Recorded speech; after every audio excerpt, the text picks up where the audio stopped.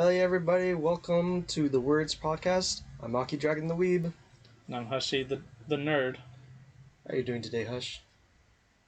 Yes. Actually, I'm doing pretty good. I got a pep in my step. I got a PS5 today.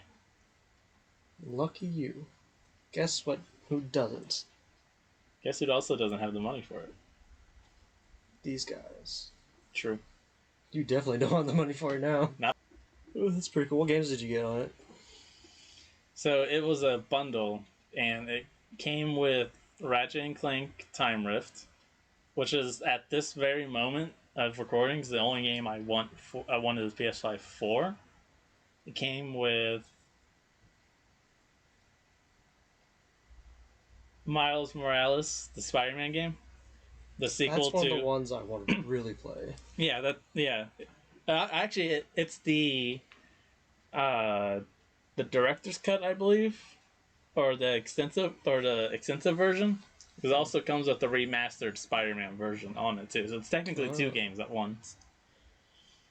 And then I'm not gonna even try to pronounce the next game, but it's like Ghost of Tsusami or some craziness.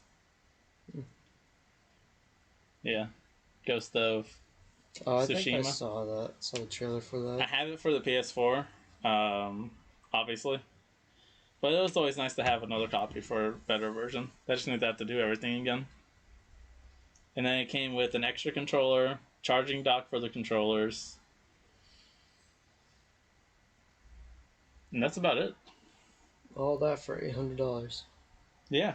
And if you price them individually, because it's the definitive version, they have a definitive version and they have a director's cut edition. So that's two games that are higher than they're normally worth. If you bundle it all together individually, it's actually cheaper to get the bundle that they had today. So about $30-$40 cheaper. Good value. Right. Alright, we'll go ahead and jump into our podcast. Today we're going to talk about Blue Exorcist and the fun stuff that happens in it. Alright, so for those of you who've never read it, the manga was written by Kazu Kato, who's, in my opinion, he's a great writer and has fantastic art style. But the story summary is Rin Okamura spends his days trying to find his normal path in life. He's trying to figure his life out. But unfortunately, fate, as with most shonen characters, has different plans for him. He discovers that he and his twin brother are the spawn of the demon Satan. Sucks. And only him and not his twin brother has inherited the powers of Satan, which puts a giant target on his back. And unfortunately, his adopted father dies, and so now he vows vengeance against Satan, who killed his father, and is now, embarking on the journey to become an exorcist. Isn't that just great? Father and son love when the son wants to go and kill you. I love their his adoptive father. I love their family dynamic. True. I thought his character as a priest overall was just amazing. Yeah. We'll get to that after we get some more weebish info. So currently, the manga sales in November 2016, over 15 million copies sold worldwide. It's pretty good. And that was just in 2016. It's 2021 right now. So there's been even more sold by now. The manga series, or is that the number for the first manga that came out? Is that just an overall number? Overall, of all the manga novels that have been sold since it's been introduced, since the start of printing, over 15 million copies have been sold. It's pretty good. Yeah. So currently the status of the anime has 2 seasons in it, which is, we'll get into it, but it's quote-unquote seasons. It has 2 different arcs. We'll leave it at that for now. The 3rd season is expected to debut in January 2023, is what most of the sources said. That's just speculation, hasn't been confirmed yet. But the manga has 27 volumes right now, which is pretty good for a manga series. It's currently on hiatus right now for the author to take a break, recuperate, which people let the artists take breaks I've seen too many times in the community where an artist takes a break and people get mad. It's like they need to take breaks and recuperate, or else um, you get artists like the writer for My Hero Academia. He has a lot of health problems. Oda, creator of One Piece, has had a lot of health problems. So don't be mad when manga artists take breaks. They need them to. Let's cut them some slack. Yeah. But it is slated to return April 2022.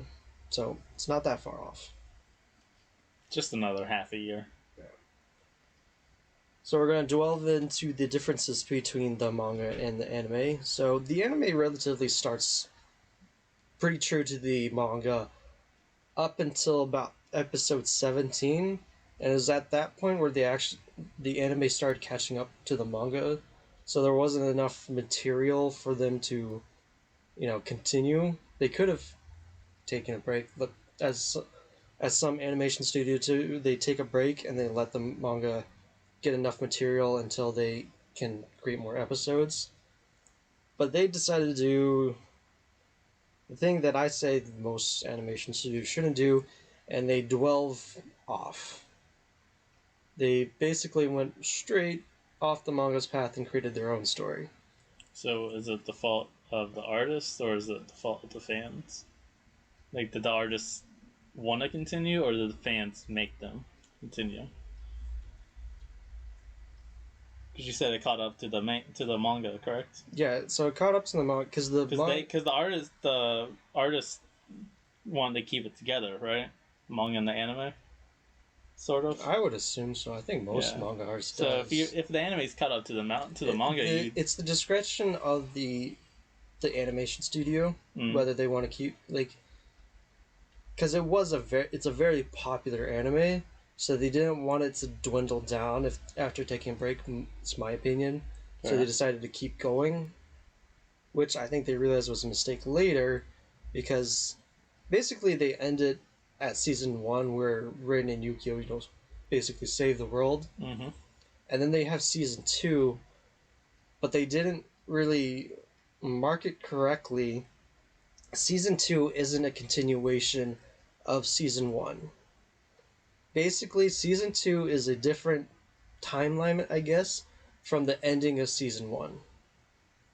So basically, how it goes is Blue Exorcist starts at 17. It goes off the rest of season 1 is one timeline, and then also that's episode 17 is also where the Kyoto Arc season 2 starts, which confused a lot of people because, if you just watch, because I think on Netflix they don't have it separate, right? They just go season 1 to season 2, right? Yeah. So if you just watch it straight through, it makes it seem like, Rin and Yukio save the world, and then they go backwards, and all of a sudden they hate Rin again. There's a bunch of issues that have already been resolved. Yeah, and there's an episode in season 1 where Kamaru, is that his name? The smaller one, where he had a broken arm, which was later fixed throughout the final battle. But when they get into the Kyoshis, it's broken again. Yeah, because, like I said, when basically the part where they divulged from the anime, the season 2, the Kyoto Arc, that's based off the manga. That's where the manga continues. So basically, there's 2 separate timelines of what's going on. So that episode 17 part, they should have separated that and have that season 1, right, and then have the next part season 2, and have that just be its own separate entity, and have another section for just the Kyoto Arc. That way people wouldn't, because a lot of people got confused on what was going on. They didn't realize they basically rebooted themselves at the midway point.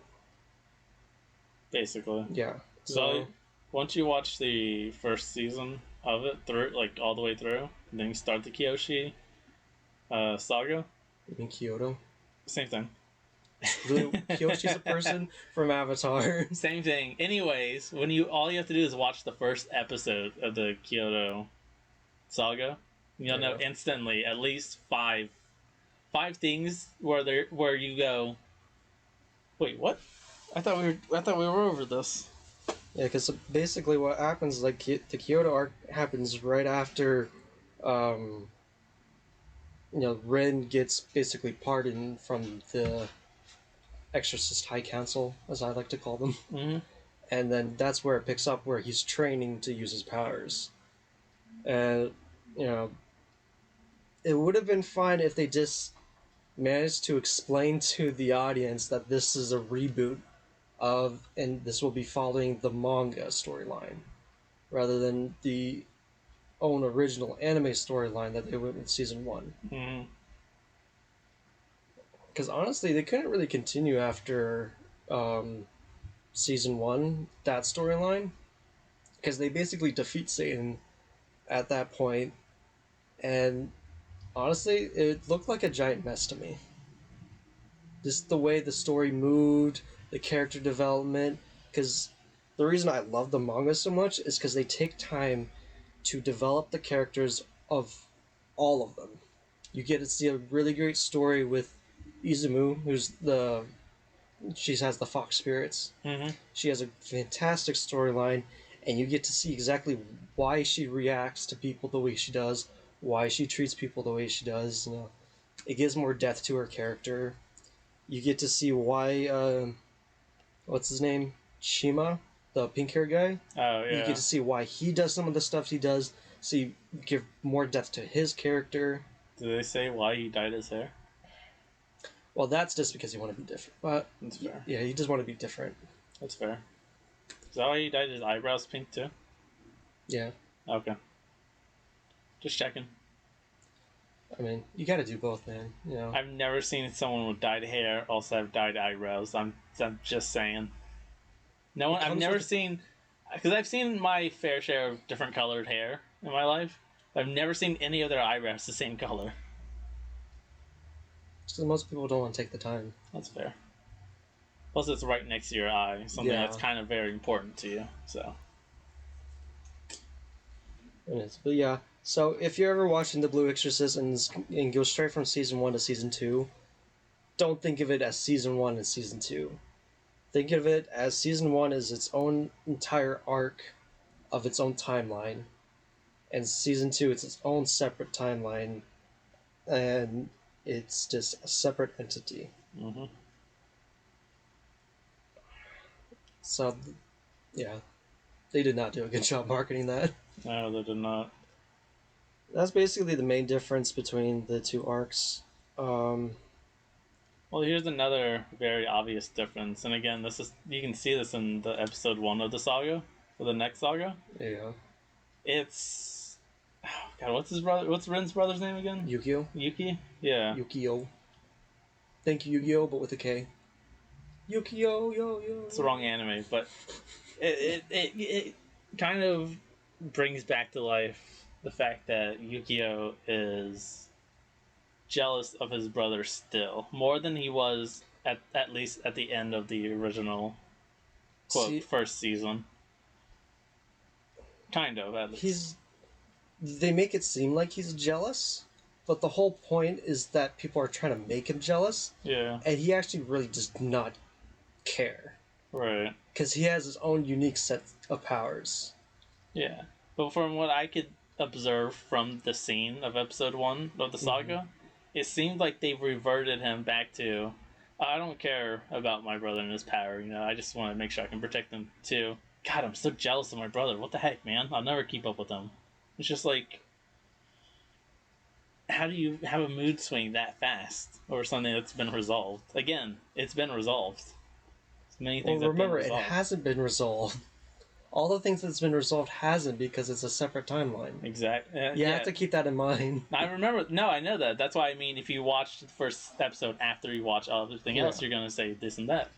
Because even in the first episode, again, of the saga, if you watch it in order from what Netflix has, if you watch it in order during the first season, or the first episode, they go back to the whole the blue flame killed his parents, his grandparents, his this and that. It's like they've already explained that. Ren should already feel bad for that. Why are you making it sound like he feels bad Yeah. for it again? That's why really confusing.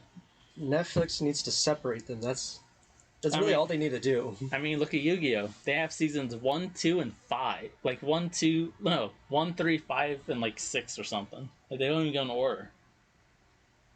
And What? Yeah, they don't have like seasons 2 or 4 or whatever. They just have random seasons on Netflix of Yu-Gi-Oh! We gotta just have a whole episode of just what Netflix does. Well, I think Yu-Gi-Oh! I heard a rumor that Yu-Gi-Oh! is gonna be off of Netflix at some point. I'm not surprised. Yeah, Yu-Gi-Oh! As a popularity has declined. Mainly because they ruined it. Fair. I miss the original Yu-Gi-Oh! I missed the Yu-Gi-Oh! Before 4Kids got their hands on it. But we can talk about that another time. They 4Kids it up. Right. We can do a whole episode on just 4Kids censorship. Oh my gosh. I'm down. Anyways. So, I actually started watching the anime before I read the manga. So when I watched season 1, I wasn't that invested into it because I didn't like how the storyline was going. Mainly because throughout the first part of the season, they made it seem like, yes, Rin's the main character, but we also have other characters with their own storylines. And then at the end of season 1, it kind of went straight back to all Rin. I mean, Ren usually is the character that he has the kind of personality to bring everyone on into one line of sense. So it kind of is hard for him It's kind of hard for the direction not to go to Ren when he's kind of bringing everything together. Well, sure, but there's also can have more character development. Or this was before I read the manga. Right. So I was like, I wished I had more character development for Izumu, pink hair guy. What's his name? Shamie, Konakaru, Suguru. Wait, Shamie was the girl. What was the guy's name? I forget what his name was. Mohawk? No, that's Suguru. I hear Bon more, so that's how I remember him as. What was the pink hair guy's name? I don't remember. Was it Suguru? It's something like that. Starts with an S. The wannabe ladies man. That's what he's called. Yeah. But yeah, I just wanted more character development on them and like more growth from them as with power sets, which they do get in the manga, which is why when I started reading the manga, I got more invested into it. Yeah. Because I got to see them grow as characters. The one thing that I did not really like about Rin was that they didn't develop him as a swordsman. Kind of hard when you're hiding the fact that you're the spawn of Satan. Actually, it's not that hard. Because they train him to use his powers. Right. They need to train him how to use a sword.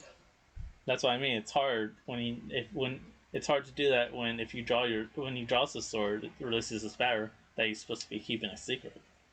Use a different sword. It's not how that. This is anime. It's not how that works. There are no other swords in anime. Come on, man. Think about this.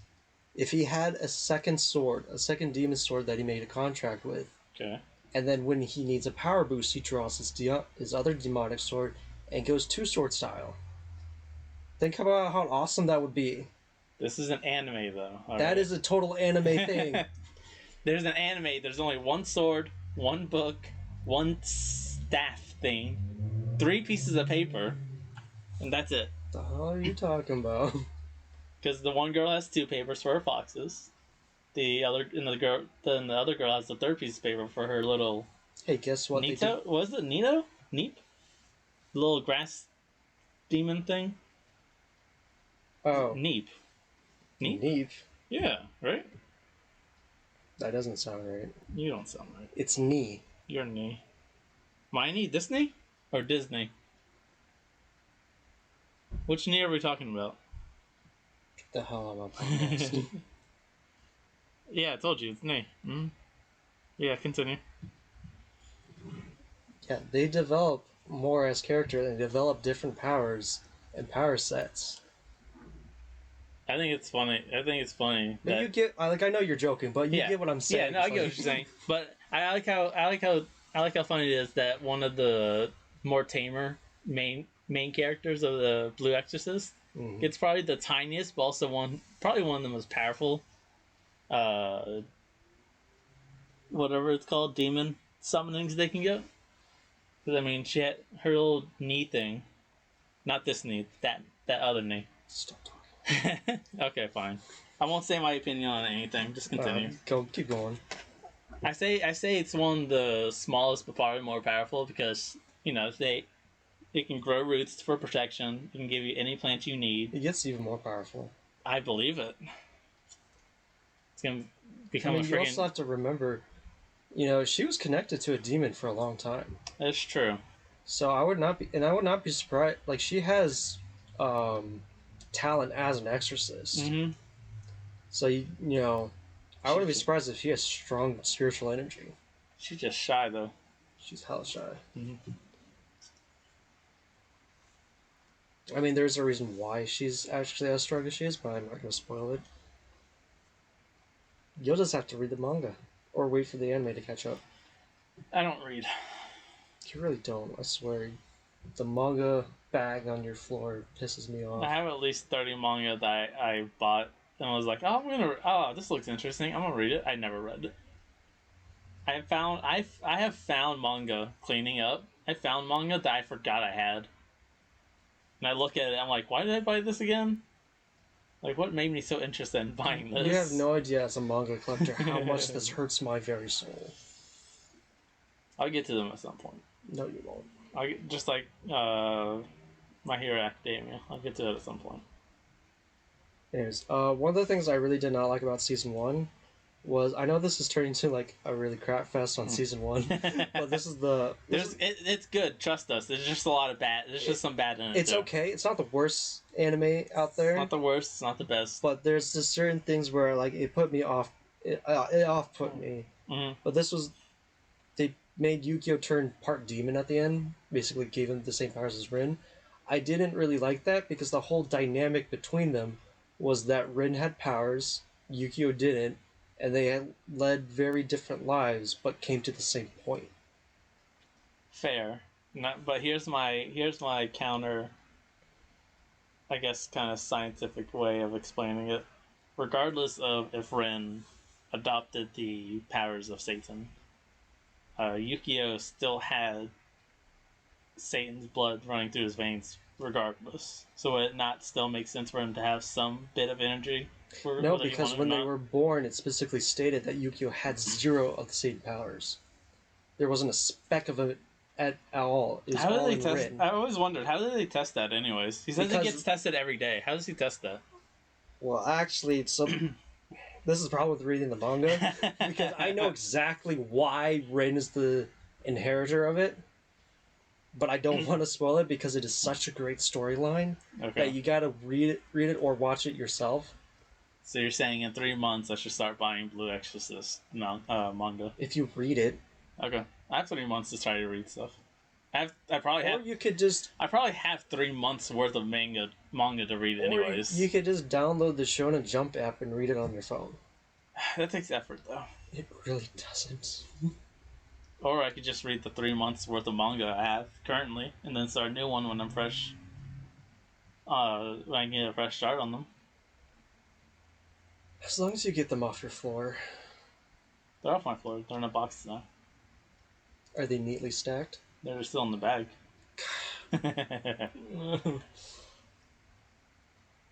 It hurts my soul as a manga collector. Sorry, not sorry to everyone. He's not sorry at all. No, I said I'm sorry. Just not sorry at the same time. Anyways, what other nits and Weavish stuff do you have for us in this little section? I will say what I did like about the season 1, and consequently the rest of the series as a whole, was I liked the characters. I liked how they interact with each other. I like the characters. I like the power sets. I really like how they explain why you yell out names of attacks. Because, in most anime where they yell out attack, it just seems like it's a gimmick. Mm-hmm. But it gives a really good explanation that, you got to visualize it in your mind, and you yelling out your attack helps your body train to, yes, use this attack. Right. And I really like. I don't know if they. I think they got to this part in season 2, but Rin's attacks is all Satan based, which is I find absolutely hilarious. Did they get to that part in season 2? What was it again? Where all of Ren's attacks are. Like his slash attack is Satan Slash. Oh. He has an exploding attack that's called Satan Campfire. I think they. I don't remember, honestly. I do remember the fight scene. I don't remember if he yelled anything. Oh, but he does eventually. It's really hilarious. But yeah. I also like the variety of powers. I like how they can keep with the fantasy theme, but also introduce like modern weaponry, like guns and stuff. That's one thing I wanted to bring up in this podcast, because it's a very, heaven versus hell kind of a Christian sort of anime, right? Sort of, right? Yeah.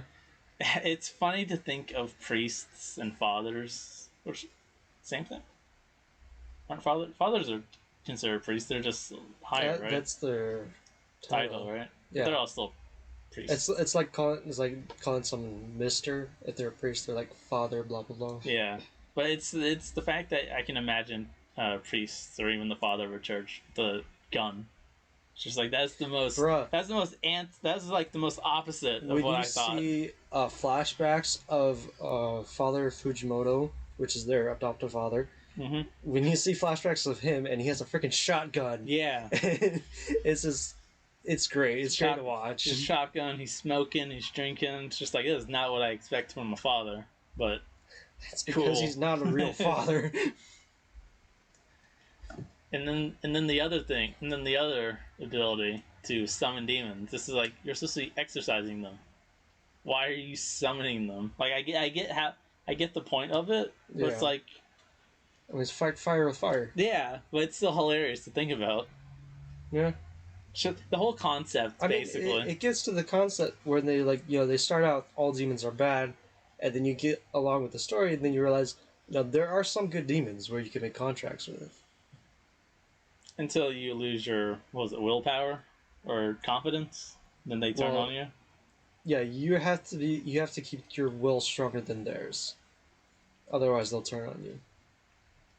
I do like the scene where I don't remember the name. I'm gonna say pink hair girl. The ones with the foxes. Her hair isn't pink; it's purple. Okay, you know what I mean. Yeah. I like the part. I like the part where she summons her foxes, and they're like, "How dare you summon us to the end?" She's like, "You know what?" She's like, "Screw you! I'm the boss." And they're like, "Shoot!" She snapped out of it. All right, boss, let's go. Dang it! Like, we were having. She got her confidence back. She snapped out of it. All right, back to work, guys. Let's go. I thought that little scene right there was really good. Did you see it on the demon's face? It's like. It hits even further because you realize they're actually looking out for her. Mm-hmm. And once you get to her she has one of the saddest backstories ever. Does her cat die?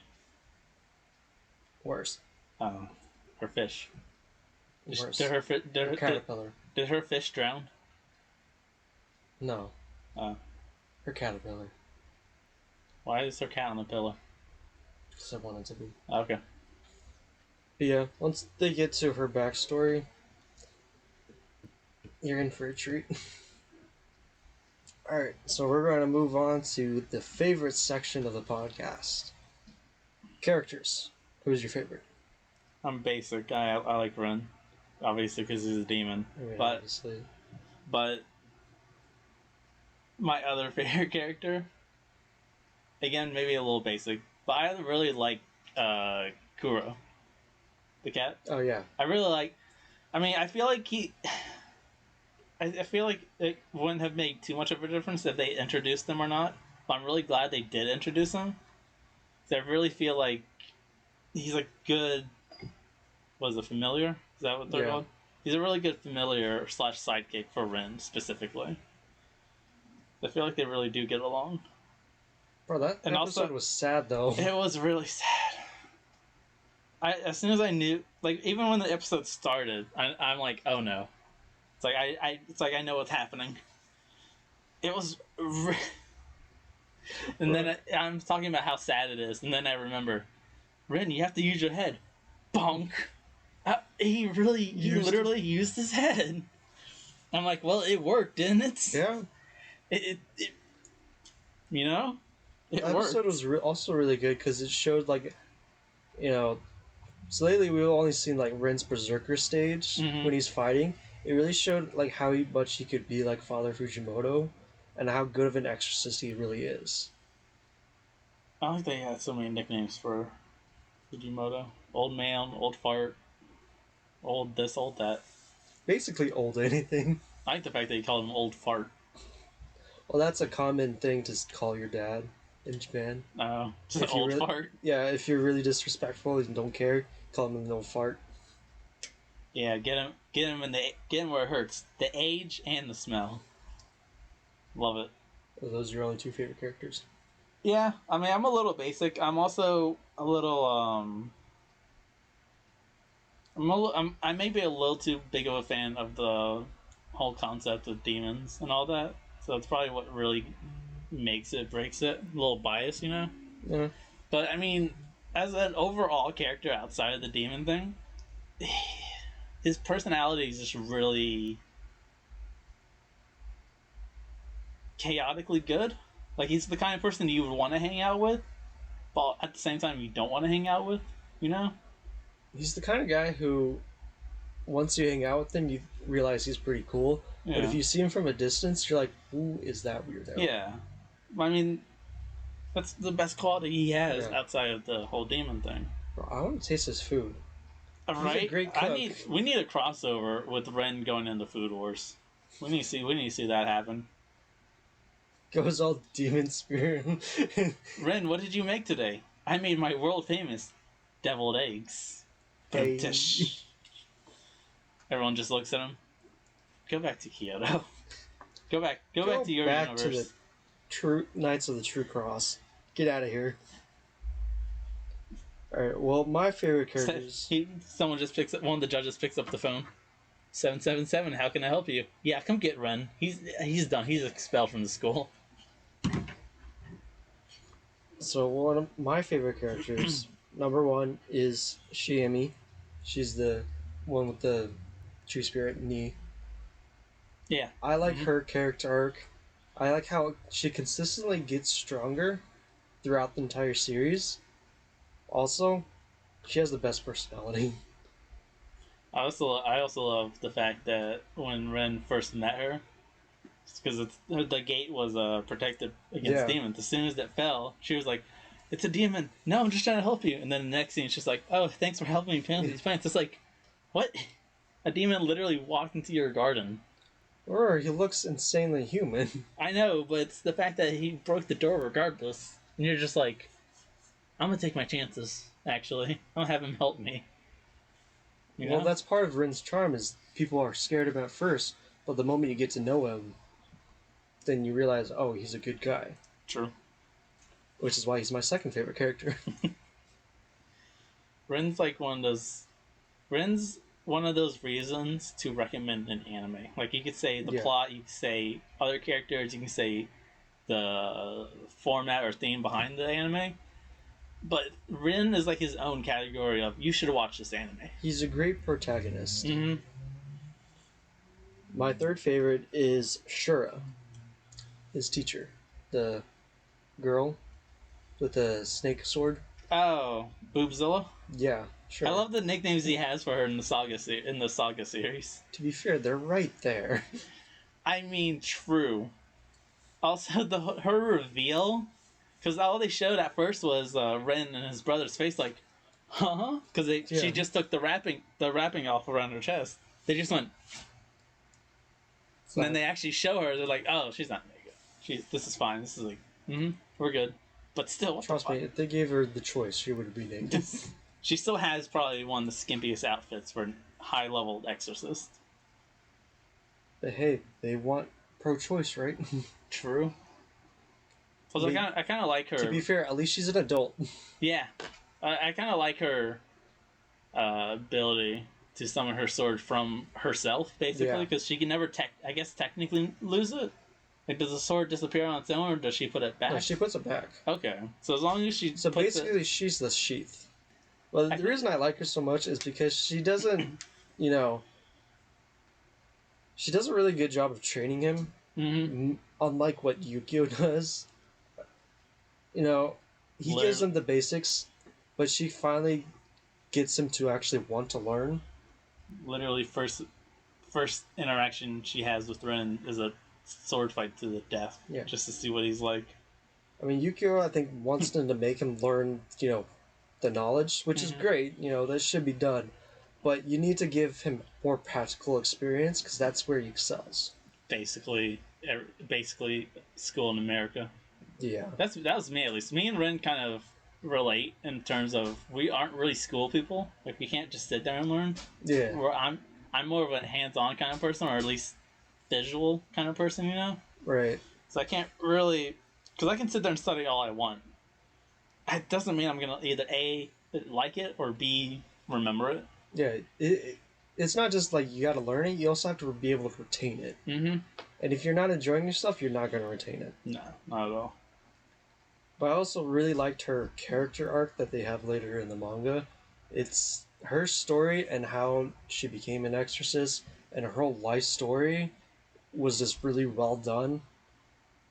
And, you know, the way that Rin and Yukio helps her in her own journey is actually really nice and shows like she is a big sister to them both. Mm-hmm. Honestly, she is another great character that you could probably recommend next to Ren in terms of why to watch this anime.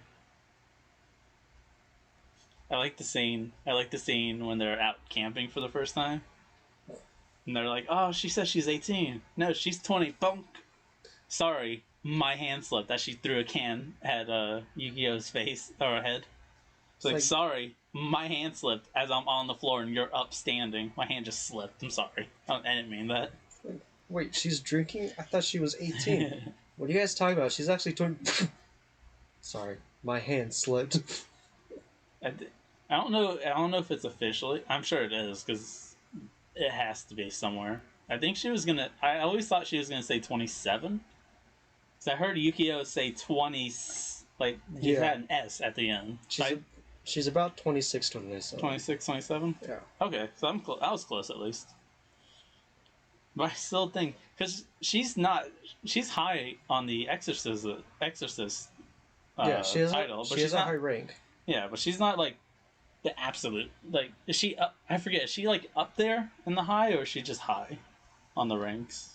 I believe she is Senior Exorcist Class 1, which is higher than Yukio. It's higher, I think it's like 1 or 2 steps above Yukio. Okay.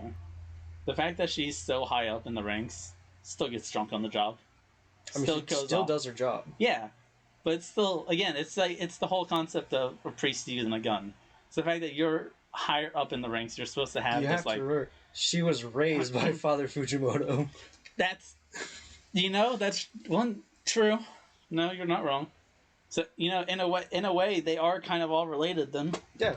I mean, she's supposed to be the big sister figure to Rin and Yukio. Yeah, well... Which is why I don't like it when people ship her with Yukio.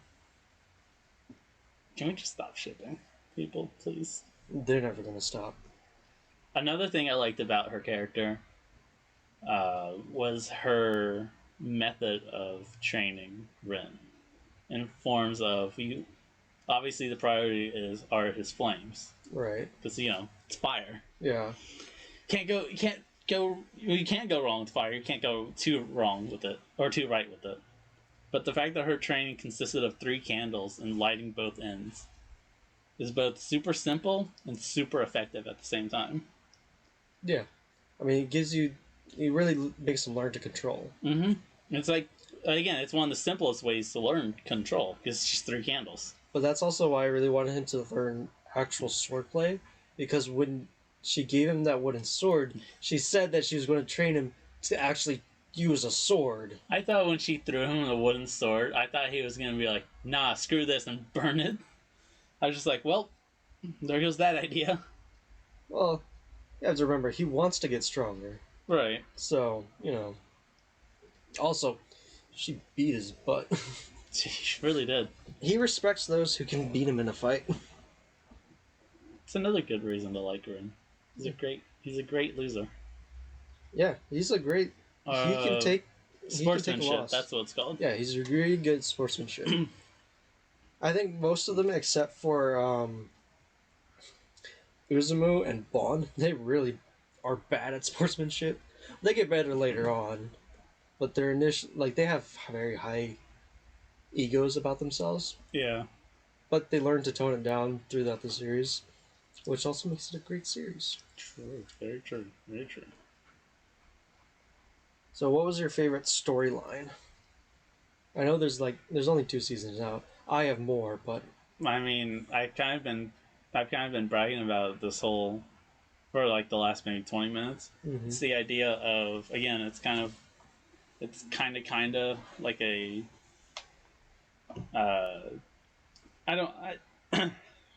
kind of a Christian kind of anime, because you have the priest, you have the church, they take elements from Christianity. And they make it into an anime, which I really like, because again, you have priests, you have a father of a church, you have higher ups above the father or whatever in their anime at least, using swords, guns, bombs. I know it's holy water, but bombs. Using holy water as a weapon itself. Yeah. I think that's just a really great twist to something that's not only real, but also a topic that's kind of, at least in America, it's kind of debatable, or something similar. Well, what I really like about it is they just take elements from Christianity. They don't do it like a lot of what American TV shows do, where they do it, oh, here's our twist on how Christianity actually is. Mm-hmm. They remove Christianity and just take elements from it, rather than having the old age, this is our interpretation of the Bible or whatever. I mean, you literally have Father Fujimoto, not only drinking, not only smoking, not only with a shotgun, but I mean, he has... Rin finds his nudie mags. Huh? Rin finds his nudie mags. That too. But he also has probably one of the most obvious ones, as a visual. He has... are they piercings? Aren't they just attached to his glasses? The little crosses he has? Yeah, those are for, how some glasses wearers have the little necklace thing. I mean, it's not really piercing, but I feel like it still wouldn't technically be allowed as a father, at least, of a church. I don't know. I wouldn't know. Me neither. But I mean... Yeah, he's a very unconventional priest. Yeah. Mm-hmm. That's kind of because he isn't actually a priest, but, True. But, I mean, he also, outside of the whole Exorcist priest thing, he does really make a great father figure. Oh, yeah, he's a great father. Because when Rin was a kid, which, by the way, his reason for him knowing how to cook is because he lived in a house full of other men. Yeah. He was like, I gotta do something, The fact that he made, 5-year-old or something, 7, when he made the omelet? Yeah. When he made his first omelet, everyone's like, oh, this is gross. Fujimoto. Yeah. Oh, this is great. And he just throws it all up. He's like, oh, thanks for the dinner, man. It's just like, what a great father. Yeah, and then when he gets and then kind of a couple episodes after that scene, another flashback, he gets punched in the gut by Ren at the daycare. And he holds it so well. And then he gets to the hospital. Yeah, and then he's like, get that ambulance for me. I can't hold it anymore. But I mean, he tried, is the thing. He did very well. And also, before Rin, activated his powers, he got Rin an interview with a head chef at a restaurant. Mm-hmm. He tried so hard to have Rin just live a normal life. Also, by the way, it wasn't... I know the store manager of the last shop he had was really strict to the old lady. Yeah. She was really strict, but let's be fair. He did all that amazing work in one day. and then he chases a demon through the grocery store, and that one little tiny mess gets him fired. Meanwhile, at the horror store, one person messes up for months on end and is still there. True. To be fair, he did knock over a bunch of cans of, I'm assuming, either alcohol or soda. True. But either way, that's really the only thing he I forget about that scene because that's not in the manga. Well, so. I mean, other than that, he really doesn't make much of a mess. He apologizes for everyone he bumps into. Plus, it was like his first day. Yeah, that's true. Plus, he saved the food that your employees apparently can't cook. Yeah. But we digress. Again, we need Ren and Food Wars. Yeah. So my favorite storyline is actually the Kyoto Arc.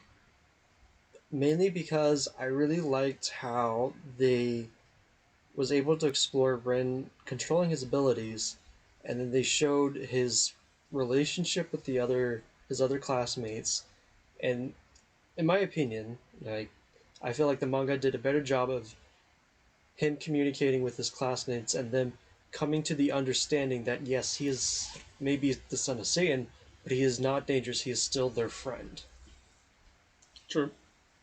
I mean, that's kind of his whole goal, anyways. Yeah, and then the final thing where he kills the demon with the huge flame attack and subsequently heals everybody else in the flame. Mm-hmm. I really liked the part where it was Shimi and what's her name? I just had her name. The fox girl.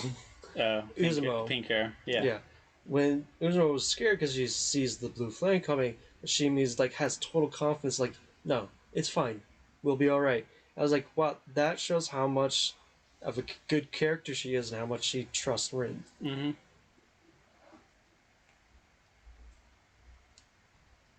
Also, this is very interesting to watch. I like the place Kyoto in Japan. I really want to visit it someday. So I like that. I like that of everything that's happened prior. The one thing that excites Ren the most is the the giant needle tower. Oh yeah, that's the one thing that gets him excited. Not only is he traveling to a new place, he's training and all that. They got a space needle there too. Yeah, he still has time to be a kid. Yeah. I like that he actually has a tour guide book of all things. Like, obviously he is a tour, but it's the fact that it's a tour guide book either way. It's hilarious. And he had little sticky notes and pages he thought it through. He's like, I know I'm here for work. But hear me out. Hear me out. There's a needle over there. We got the needle tower over there. Such a great character. It really is. So, before we move into the last of the favorites, I want to know, what are some of the characters you really didn't like? Characters I did not like? Mm-hmm. I can tell you one character. I didn't particularly not like him, but I feel like he was more of a nuisance / too much of a comedic effect. It was that one teacher that always gets a phone call randomly. He's like, "Oh, I'm coming, my little kitty cat." Yeah, that guy. I'm not saying. I won't say I entirely hate him as a character. I would say because again, comedic effect. But yeah. I feel like they kind of have him in inconvenient spots or just random spots. In my opinion. Or also, who is Kitty Cat? Remember when he does that? That gives the opportunity. I think that's done on purpose, where he either gets planned out, or he gets a random call from Mephisto to leave so he can observe how Rin reacts to things. That's true. But why did it have to make it sound like? And they do say this in the anime too. Why did they have to make it sound like it's just a random booty call? Because it's anime, man. Also, the fact that they pointed that out in the anime also still shocks me for some reason. Oh, when they break the fourth wall and... Yeah, because it's especially the very first time he's introduced, right? They're doing the whole training with the frogs. Yeah. He's just like, I'm coming to look at it, and you just have pink hair girl I don't remember it word by word, but it's Of course, class is distracted or interrupted by a random booty call, but whatever, I guess. Yeah. It's just like you can't. You're not gonna curse. That's fine, but you're gonna drop booty call. Like what? That's not bad. Well, let's not get into that conversation. But no, seriously, who's Kitty Cat? Is that just something random he made I up? think that's just something random. Turns out Kitty Cat is a real person. Turns out Kitty Cat's just his cat. I was gonna say, or it could just be his cat, and that you know, it's one. He's a cat person that calls their cat princess. You know. I mean, like, that's a very common name for cats. Yeah. Well, it's more. I was thinking more of a nickname kind of thing. Yeah. But I mean, technically, aren't all names nicknames? that's fair. No one named you. No one asked you what your name was. They just named you when you were born. One of my least favorite characters. I kind of like the frogs too, by the way. The frogs Oh, they the had in frog. the training. I thought that was pretty cool. They need more screen time. Did they? I was gonna say, did they even introduce those frogs at all? Otherwise, No. I really like them. I really like the idea that behind them, that they read your mind and prey off your fear and all that. They're great training tools. Mm-hmm. One of my least favorite characters is actually Yukio. And the reason, I liked him for the first. Which one was Yukio? Is that pink hair? His brother. Oh, duh. I was thinking pink hair. Pink hair is pretty cool. Yeah, I actually like his story. I like his Did you hear about personality. spoilers? Nope. So, well, for those, because this is a huge spoiler. So, spoiler alert for those of you who want to wait. I'm probably gonna forget, honestly. Yeah. Until I rewatch this, but spoiler alert. Pink hair guy. He's actually, so there's an organization. he dyes his hair red. So there's an organization called Illuminati in the series, and it's actually run by one of the demons, one of the High Council demons in Satan, called Lucifer. There's the Illuminati. What I find funny about the fact that the name is Illuminati, because it illuminates. Right. The person in charge, he's the demon of light. Sounds a little bit of a pun. I literally have so many mixed feelings about that, but I love it so far. So it's a very, they're trying to bring down the Knights of the True Cross and all that. They're trying to bring back Satan. The pink hair guy, I wish I remembered his name, but you keep your thoughts going. I got you. But he is actually a spy in the Illuminati. And really? He's been a spy the whole time, and that's why he acts the way he's certain ways. And they do a really good job.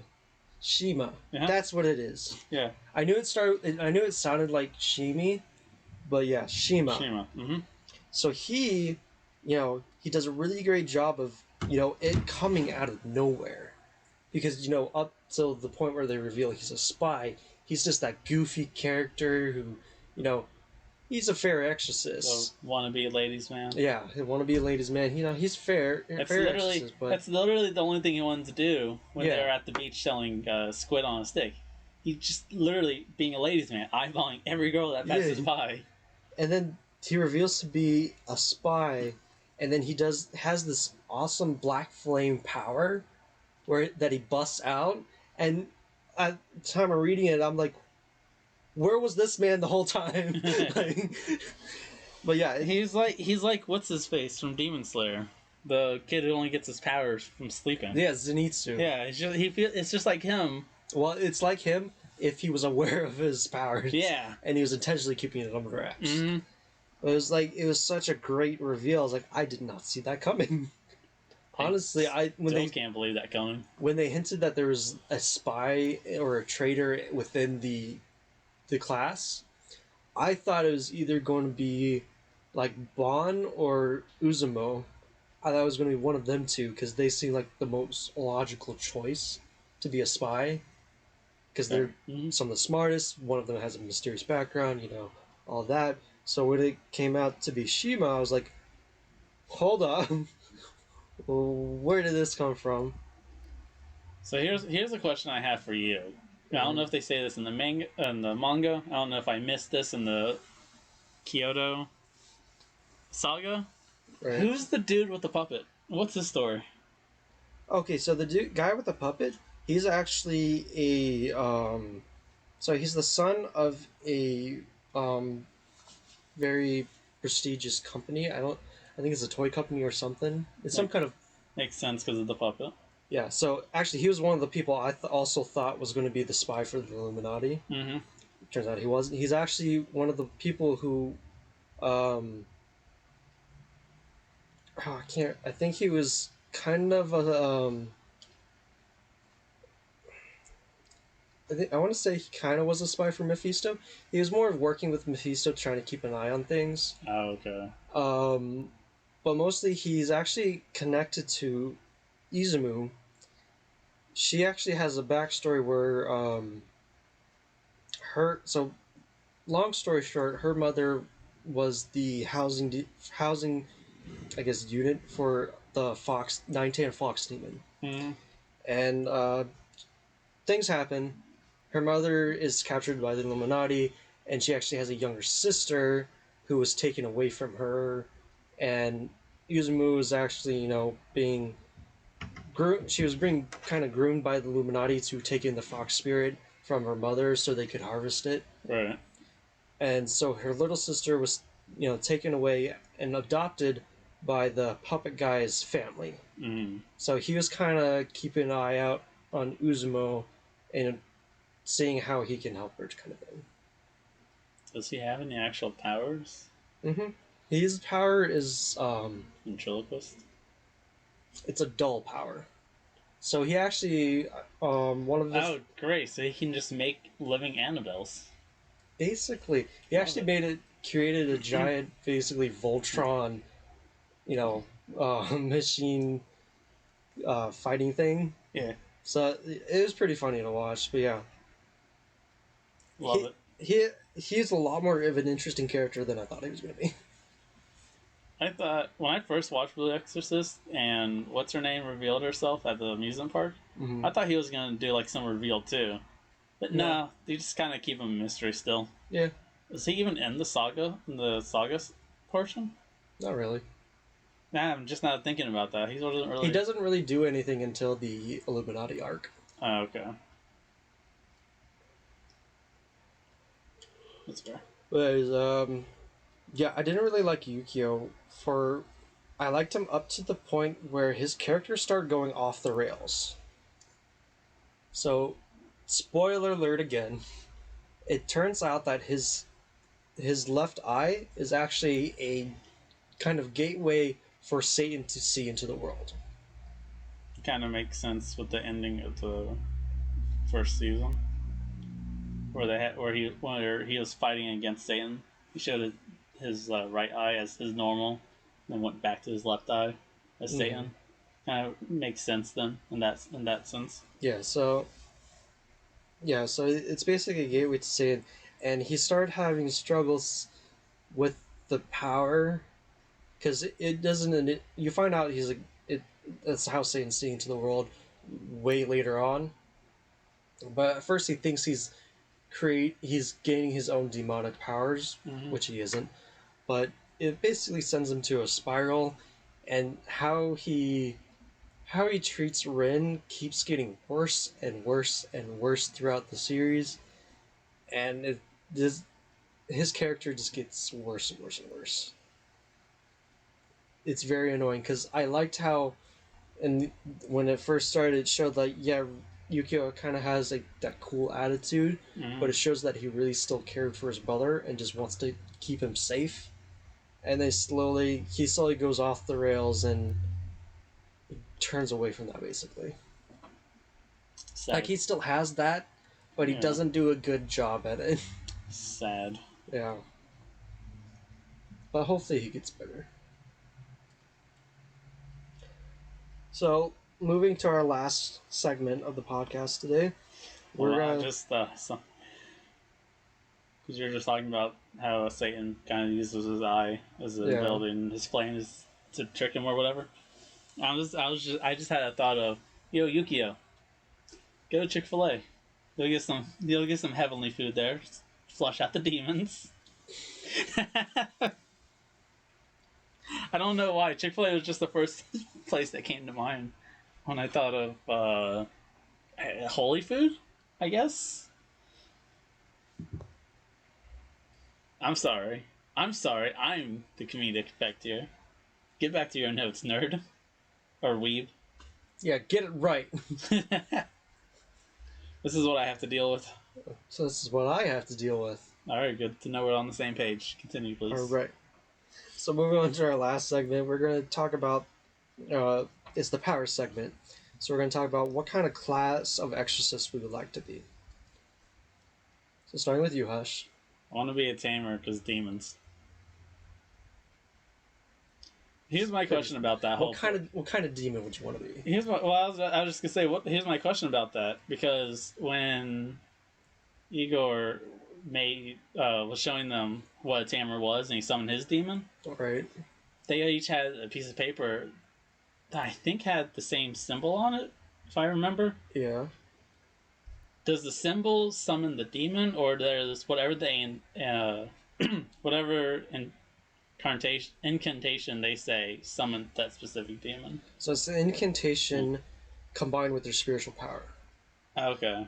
So if you notice because when she does it, she infuses her spiritual power into it and summons Ni, and you notice it's a plant monster, and she grew up in a garden. And the fact that she can still say the nickname she gave for the plants, then Ni still understands what it is. Which, by the way, at least she knows what the plants are. Just give her an A. Don't make her fail the test. Well, the thing about that was, he didn't understand what I know what the point is, but I mean, the fact that you know that she lives her life in the garden, cut her some slack, at least. But continue. So it's interesting that all the demons that they're connected to is kind of based off of what their experiences are. Like with Uzumo, she actually grew up in the Fox household. That's why she has the Fox spirits under her command. The Naos guy, he has zombies because he does a lot of research into the zombie kind of resurrection kind of stuff. So, with that in mind, what kind of demon would you want to be summoning? If Ren was a tamer, could he summon himself? No, because he's half human, half demon. Let's not get into that. God dang it! It's just like time travel again. Fine, we'll save it for another time.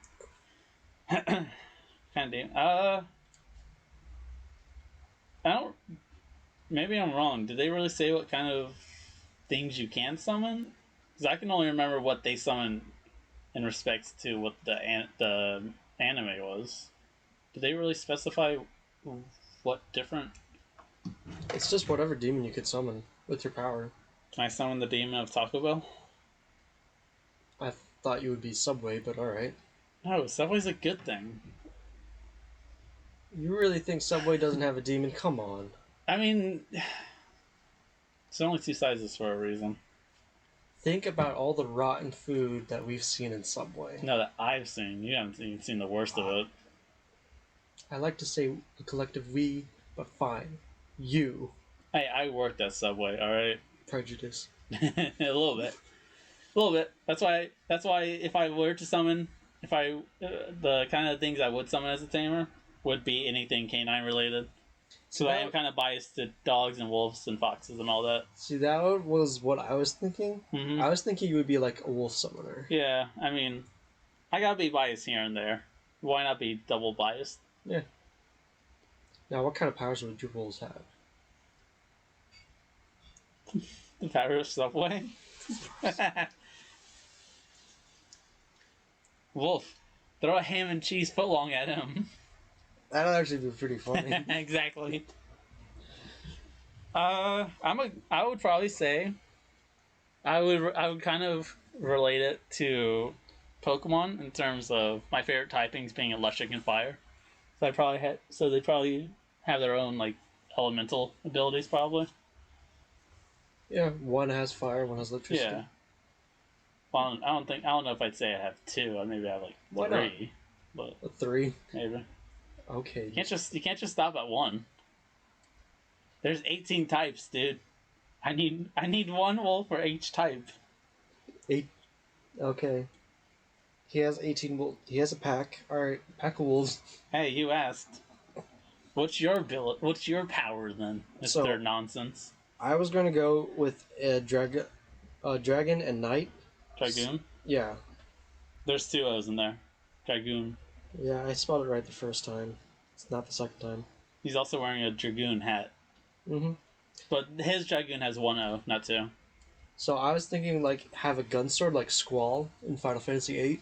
Never played it, but I know what you're talking about. Yeah, so I would, like, have something like that. And I wouldn't mind also being, like a doctor, the pharmaceutical one. It's because I think it would be interesting. Is that what the name was? Is that what the name of the class was? Pharmaceutical Well, it's doctor. doctor. Doctor Who. Doctor Who. So yeah, each of the 5 classes are Doctor, Knight, Tamer, Dragoon, and Area.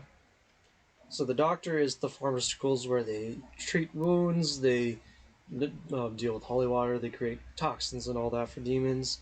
Knight, self-explanatory. You use a sword, you slash, you cut, you kill. It's a sword. Yeah. It's Usually, knights have demon-infused swords. Like with Shura, she has a snake demon infused in her sword. Angel has that weird sword that eats his hair.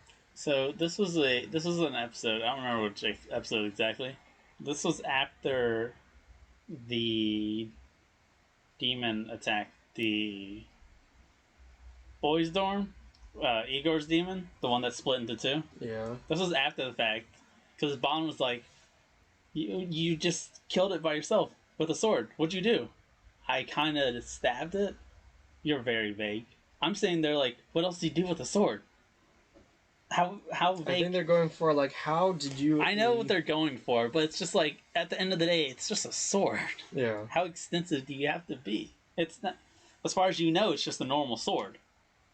Just stab stuff, just like the cheese. You take when he's in the kitchen, he uses his sword, cuts the cheese. Anyways, as I was saying before you interrupted me... Can I interrupt you again? Nope. And we Okay. got Tamer, who summons demons.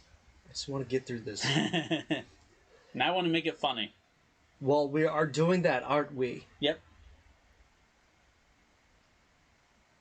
Speaking of funny. And we got the Dragoons, which uses guns, which I think is actually pretty fun. I kind of like the name that they associated with it. Yeah. I don't know if Dragoon is an actual term, but... Well, there's different classifications of dragons. Dragoon is one of them. Yes, I'm fact-checking. Continue. And then we got Arya, who uses magic spells, or just recites scripture. I was going to say, is it really magic spells? More or less just... Well, isn't magic spells literally just, preset conditioning words? The scripture, yeah. Yeah, the scripture. I like, that reminds me of another character that I really liked is, what's his name? I think his name's Light. Light? Mm-hmm. Am I supposed to know him? No, I think he comes in later. Oh, okay. So he actually is like a master Arya, where he literally says one word, and he says the rest is omitted, and just kills the demon like that. That's like weird. He doesn't have to recite the entire scripture. He's basically an upgraded version of Bond, who can just memorize the whole thing. Yeah.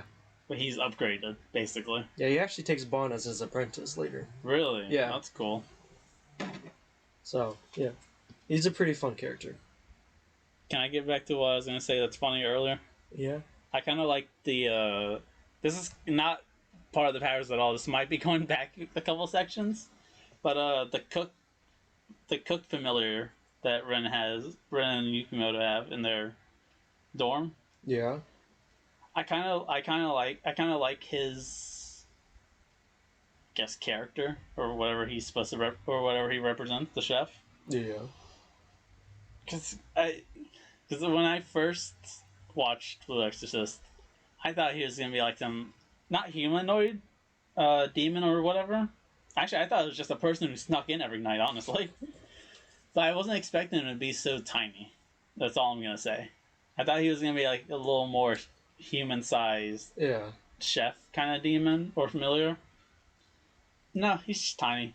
And the fact that they Tiny boy. the fact that they made a friendship over, quote, a food war, Yeah. which is why I need Ren in food war. Plus, it always confused me because I don't know how long it's been since they moved in and since that episode, but they've always had. It's been about, I think it was about the first half of the year. Yeah, so they went through the first half of the year before they realized that. Oh, someone's been making our meals. Yeah, like how do you like? Don't get me wrong, free food's great, right? Yeah. But you have to question because they always set down their tray to an empty kitchen and say, "Hey, thanks," that are empty to what they acknowledge. Maybe they thought, well, you thought that there was just like an employee The sneaks from in. Mephisto who I honestly thought it was just someone sneaking in every morning. it's like the elves from the shoemaker. Mm-hmm. They just come in and cook. Yeah, exactly. But yeah, it's like, how do you willingly eat food that you know, oh, this is great, it's breakfast time or lunch or whatever. But how do you not at least have the inkling of who's making our food? Always one of those things you just don't think about. First world How do you give compliments to a chef you don't even know exists? Exorcist world problems. True. Put that on a t-shirt. Exorcist world. Oh god, it's hard to say. EWP. Exorcist world problems. EWP. Yep, I believe it. Yep. Alright, everybody, thanks for watching. This actually has been a really fun episode. I really love Blue Exorcist. I really love demonic stuff. Well, I got a ton of anime to show you that for demonic stuff. Hell yeah. But thanks for watching. Thanks for those of you who subscribed. It's been nice knowing that there's actually people watching us. Remember to do like, subscribe, and share with your friends, family, all the other weebs and nerds out there. We'll have all the links in the description, just in case you forget that. And don't forget to go to our Twitter and Instagram. Our Twitter is the Weerds Podcast, and Instagram is the Weerds, I think. I might have switched them. They'll be in the description. Yeah, they'll be in the description. I'll put all, 3 or 4 different things in the description. Just go down and check it out.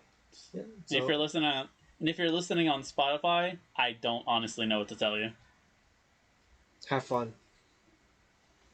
Yeah, have fun with that. Alright, thanks for watching. See ya. Bye.